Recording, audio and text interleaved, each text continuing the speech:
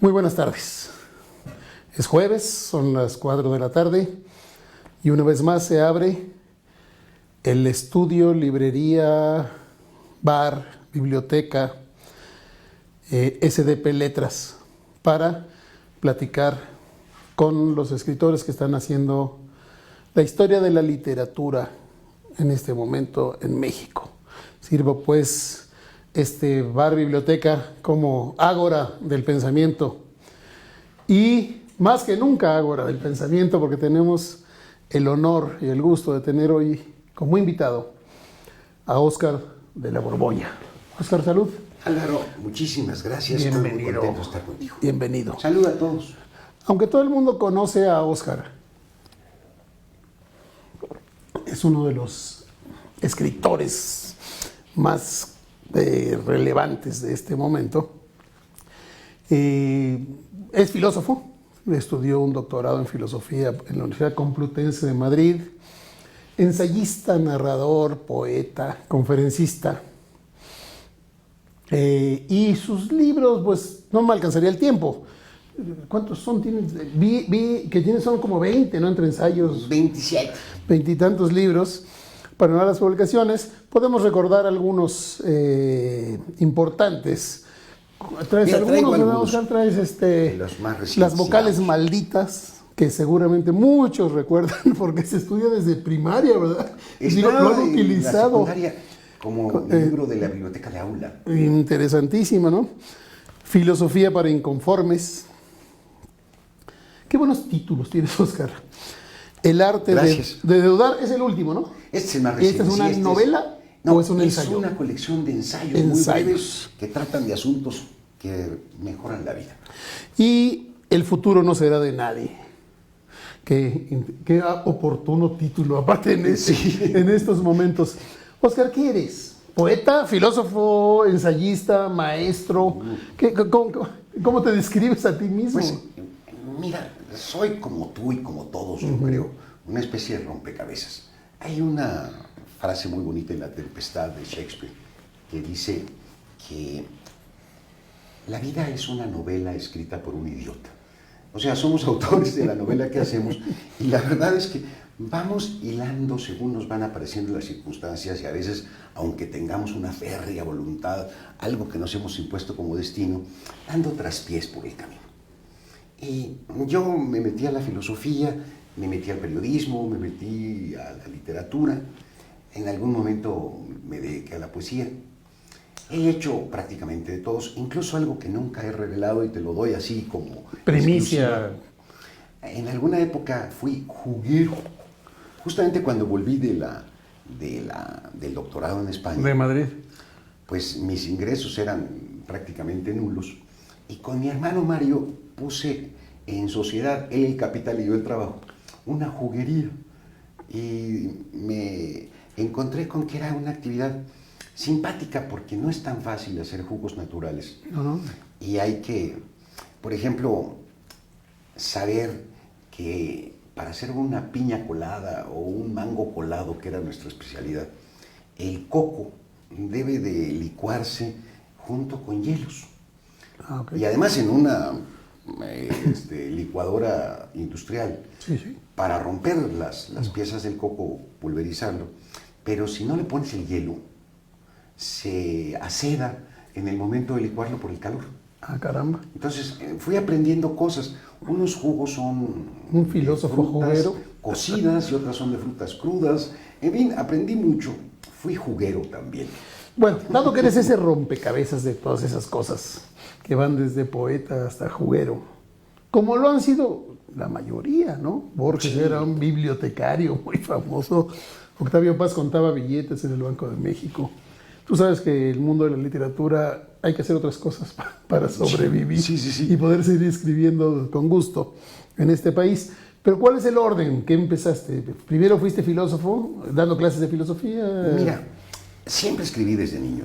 Creo que como mi mamá era maestra de primaria y me llevaba desde brazos, desde que estaba yo en brazos, ahí a dejar al kinder, aprendí a leer a los 3, 4 años, y esto lo recuerdo bien por el escándalo que armaron en un camión cuando regresábamos a la casa. Yo venía leyendo los letreros Y era un niñito de 3 años. 3 años.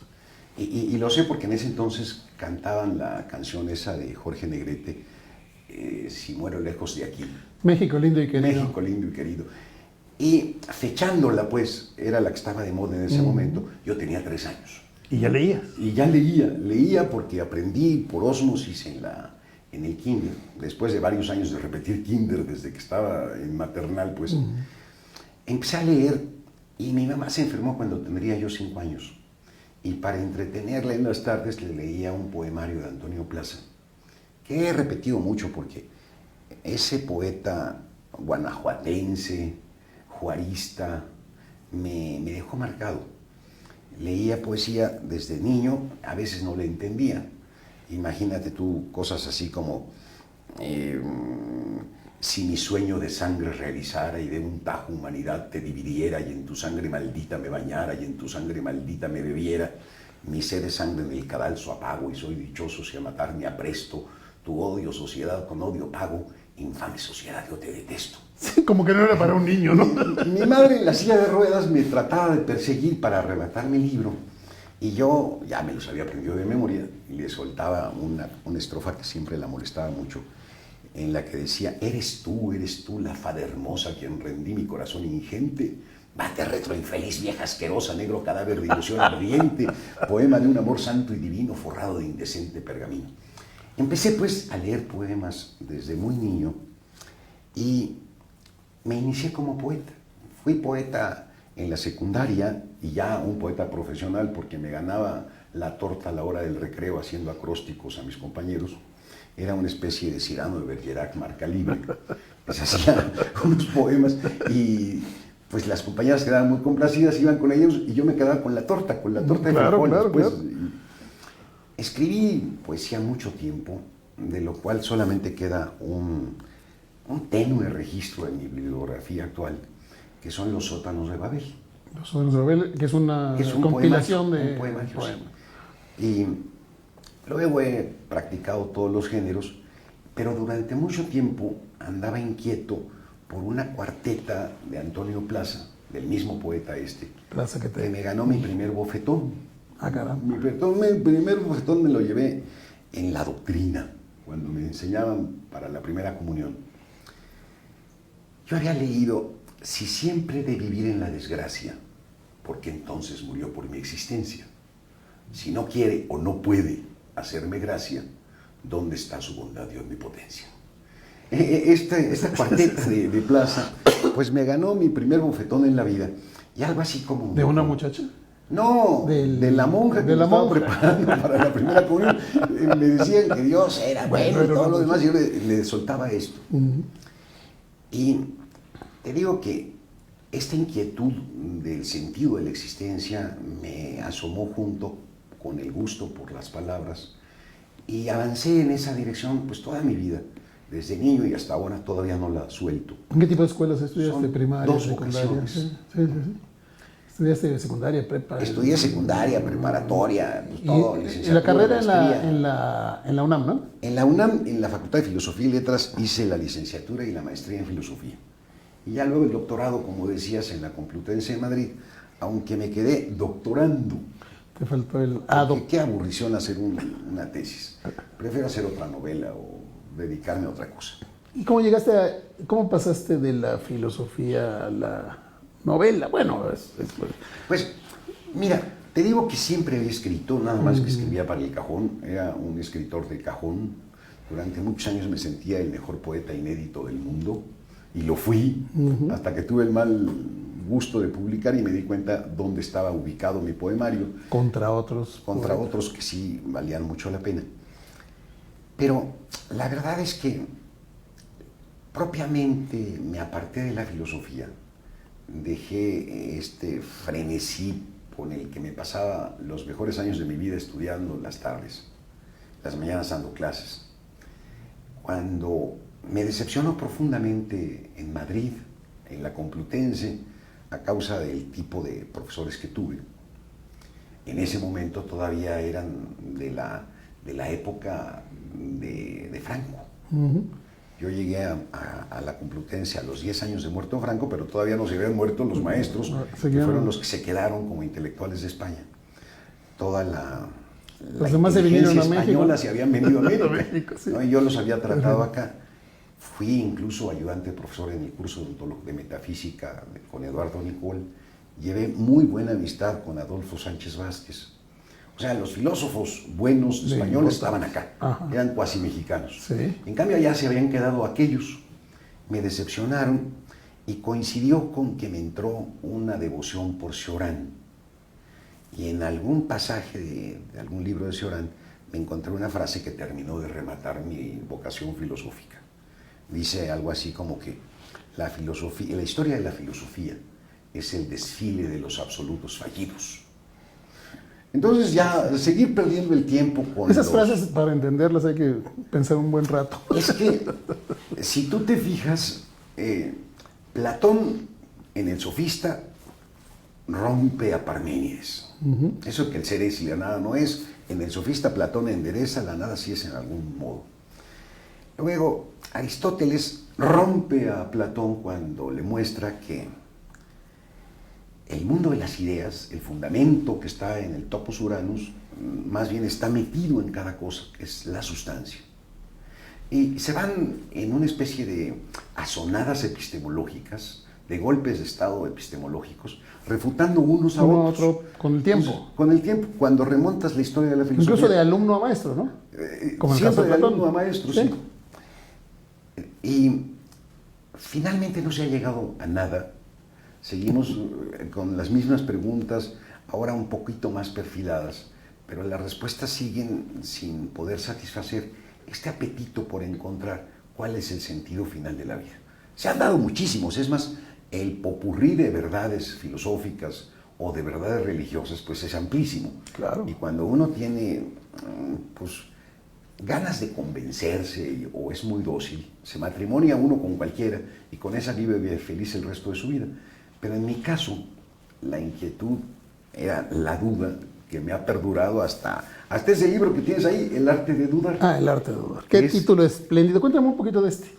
¿De qué va, como dice Sabater, tu colega filósofo? Sí, pues el filósofo profesional ha armado un abismo con la gente del ágora, que es a donde debiera de bajar. Y ha armado ese abismo porque se expresa en una terminología inenarrable. Y sin embargo, la gente, hoy más que nunca, por los cambios que están sucediendo, me refiero a que las relaciones sociales están totalmente trastocadas por culpa del Internet. Los avances de la ciencia permiten que nos podamos clonar. La realidad no sabemos bien si es o no es, porque si nos metemos un poco a la física cuántica, resulta que el principio de no contradicción fracasa, porque puede ser onda y partícula simultáneamente. Claro. Hay un montón de cosas que tienen a la gente muy inquieta y debería de voltear para encontrar alguna guía en los filósofos, pero si voltean y ven a, no sé, a los posmodernos, que son los que están ahora más o menos en el ambiente, a Lyotard, a esta clase de gente, a Sloterdijk, un montón de filósofos contemporáneos, pues tropieza con una terminología que no sirve para nada. ¿Que no se entiende? Que no se entiende. Que no dice... No se entiende. Bueno, no sirve porque no se entiende. No se entiende. No tiene esa frescura de poder presentar los problemas al alcance de cualquier colmillo lector. Esa es una virtud tuya, ¿no? Pues, te lo dije afuera de la cámara. Lo que ¿A ti se te entiende? Sí. Me ha costado un trabajo espantoso. Me he tenido que despojar de una terminología abstrusa para poder hablar como Dios manda. Tan difícil que es hablar fácil, ¿no? Y son los mismos problemas en este libro que aparecen en el orden del día de la filosofía actual, nada más que trabajados de manera breve y clara. Entonces ahí puedes encontrar pues todo lo que tiene que ver con el sentido de la vida, con la discusión sobre la justicia, la libertad, la felicidad. Es en pequeños capítulos para que la gente se quede pensando. Porque además no presento solamente una versión, presento el pro, el contra y luego otra cosa más, para dar una como polifonía de las verdades que a propósito de algún tema se están dando ahora o se están discutiendo. Qué interesante. ¿No promueves el escepticismo? Por el puro título te lo pregunto. El escepticismo creo que es la postura más sana. ¿Por qué razón? Y aquí vuelvo a repetir a Cioran, ningún escéptico ha hecho ninguna guerra. Nadie que duda de sus convicciones se vuelve lo suficientemente intolerante como para poder agredir a los demás. Para poder vivir en una sociedad tan diversa como la nuestra, hace falta que tengamos una dosis de duda y que no estemos seguros ni siquiera de nuestra orientación sexual. Porque si estamos seguros de eso, seguramente quien tiene una orientación sexual diferente de la nuestra, pensamos que está en el error y Está lo tratamos equivocado. de enmendar. Claro. Entonces creo que la duda es la atmósfera para la sana convivencia. Qué interesante. Oye, ¿tu novela última? ¿Cómo te volviste novelista? O sea, ¿por qué un día decidiste pasar del pensamiento profundo a la ficción, que también puede ser profunda o puede ser pensamiento profundo? Hay que poderse manejar, no son más que géneros de la palabra. Una cosa es el razonamiento que se va desarrollando para poder levantar una tesis, una teoría, defenderla. Y otra cosa es la imaginación que va explorando el crecimiento de un protagonista, llevándolo por los meandros de las dificultades para que llegue a algún punto que sea su destino y el lector se pase una temporada pues enterándose de la vida de alguien. Lo que yo he hecho en todas mis obras es intentar mezclar lo uno con lo otro. Filosofía, contar una historia, ficción, y además que se suelte un planteamiento filosófico. Lo que significa que se aprende leyéndote, para un joven, no, bueno, para un joven, para un viejo. Como... Pero sin que se den cuenta. Por ejemplo, hay un libro de Miguel Bakunin, Dios y el Estado, este filósofo anarquista contemporáneo de Marx, que a mí me encanta. Ahí sostiene la tesis de que el hombre es, por esencia, un ser rebelde. La esencia del hombre es la rebeldía. Olvídate que la esencia del hombre es la comunicación o la esencia del hombre es el razonamiento. No, es la rebeldía. Y escribí, y un texto que tú conoces, el de las vocales malditas, el cuento de la E. Aquí lo tenemos. Acá lo tengo. El cuento de la E es la versión de Miguel Bakunin, escrita con E y ambientada en el paraíso.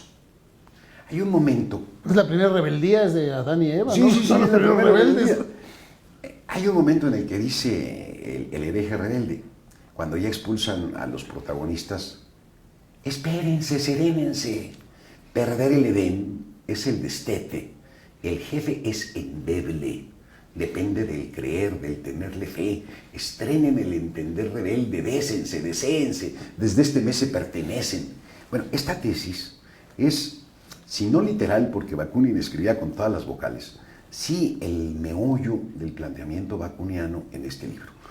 Okay. Y muestro a Dios ahí, pues como el tirano que es presentado por Bakunin en Dios y el Estado, cuando Dios aparece y les dice: dejen de entenebrecerme, seres herejes, les generé deeses en el retrete del desdén, les enseñé el deber, les enderecé el pesebre, me entenebrecen seres herejes, les perderé. Bueno, eso, dicho así, que es algo como el antecedente a que vengan las maldiciones de parirás con dolor y ganarás el pan con el sudor de tu frente, está platicado, pero teniendo en cuenta los referentes de las ideas bakunianas. Entonces, en cada uno de mis libros, en cada uno de mis cuentos... ¿No te excomulgaron? Pues no. No le he entendido a alguien. Lo que pasa es que como suena simpático, sí. Lo leen contentos, pero sí hay una idea de ir mezclando cosas. La novela esta que tienes ahora en las manos, Del futuro no será de nadie, es un intento por mostrar pues una relación sentimental de un triángulo, pero no en la época tradicional, sino en la época posmoderna. El triángulo tradicional, para que lo veamos claro, es una esposa engañada que se tiene que aguantar porque no tiene de qué vivir, porque depende del marido, un marido macho que se cree con la posibilidad de tener una, dos o las que sean, y una muchacha inocente que pues, se aguanta porque le toman el pelo. Bueno, ¿cómo es el triángulo posmoderno? La esposa trabaja, es autosuficiente. Claro. Y a lo mejor gana más que el marido. Ya ha comprendido el problema de la soledad. el supuesto macho es un idiota actualmente que no sabe por cuál de las dos decidirse. Y la muchachita inocente mete en el triángulo a un cuarto, porque si tú con tu esposa, yo también con otro. Felices los cuatro. Entonces, es el intento por mostrar cómo han sido afectadas las relaciones sentimentales por un concepto de relatividad que se ha presente en nuestros días. Oscar, el enemigo. Podríamos hablar 4 horas, como siempre digo. Sí te convoco a regresar. Pues con todo gusto. Álvaro, aquí nos ven muchísima gente. Muy bonito contigo. Nos hace falta siempre tiempo. Te agradecemos muchísimo tu presencia. Salud.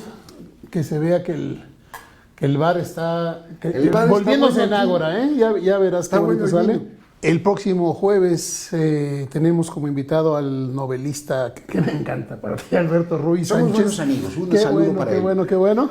Y por aquí estaremos platicando. Muy buenas tardes, muchas gracias. Gracias, Oscar. Gracias a todos. Salud, amigos.